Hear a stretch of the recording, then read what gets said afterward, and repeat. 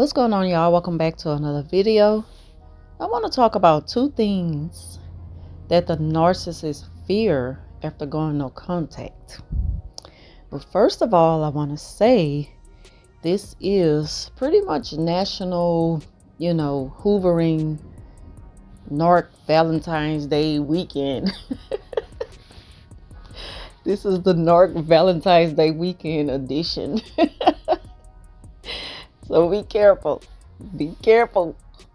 Because this has been a hell of a week of hoovering from out of hell that I had to deal with at work this week.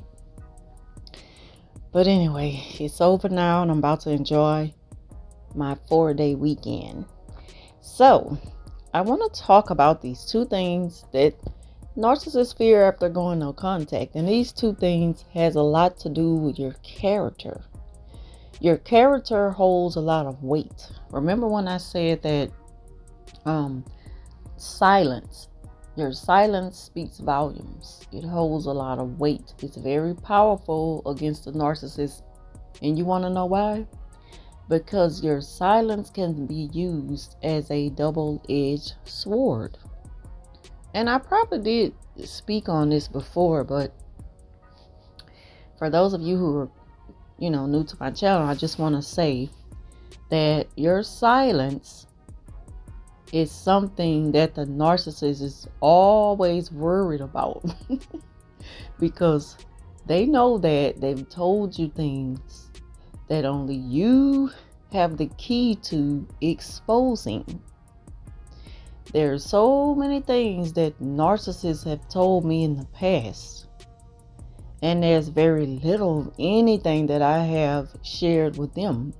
So that's the good thing about it. You see, that whole thing about your character and you being the quiet type, especially when you're a strong quiet type, those things together can shut the narcissist down. It has their mind wondering constantly, are they going to say anything? Are they going to say anything? Because again, you hold that key to the secrets of exposing how bad they have talked behind people's backs. And the thing is, even though it can go both ways, you could either keep it to yourself and make them sweat, or you can speak on it and put it all out there. You could do that, or you could just kind of like say, you know what, I'm not even gonna stoop to the narc's level because it's gonna make you look just as bad as they are. It's gonna make you look like a messy person. It's gonna seem like you're creating drama, because one of the things that is hard to prove, and that is a narcissist is a narcissist. It's hard to prove that to people. So sometimes you just have to let folks find the narc out for themselves. But that's just something to think about, because narcissists, they hate you for being who you are. They hate that side of you. Narcissists, they have to hear noise all the time. They need distractions all the time. They can't handle silence and their own thoughts, because their own thoughts tortures them, because they know that they're always thinking about negative things and negative backlash and what could happen, or the next thing that they're planning to do out of bad intentions. And you have this natural light that shines, and they are jealous of that. They're jealous of that part of you. They're jealous of the fact that that's what attracts people to you. People are attracted to that part of your character, your silence. And a lot of people are curious as to why you're that type. A lot of people, they admire certain things about you, and one of those things is you a quiet person, because they feel a quiet person is calming. A quiet person is less drama filled. A quiet person is someone you don't really have much to worry about. And that's just like one of those natural human reactions of first impression, to people. This is when they get that from you. And, silence, it just speaks volume. In a narcissist, they assume that, your silence, it gives them power because they told you not to say anything. Or during the times they hoover you, they figure if they could pull the trick off, then, if they can pull it off and you fall for it, you're going to keep your mouth shut. The secret is safe with them. So it's like you either give them your power when you keep quiet, or you take the power back from them when you speak on something. So it's all in your hands. It's like a double-edged sword.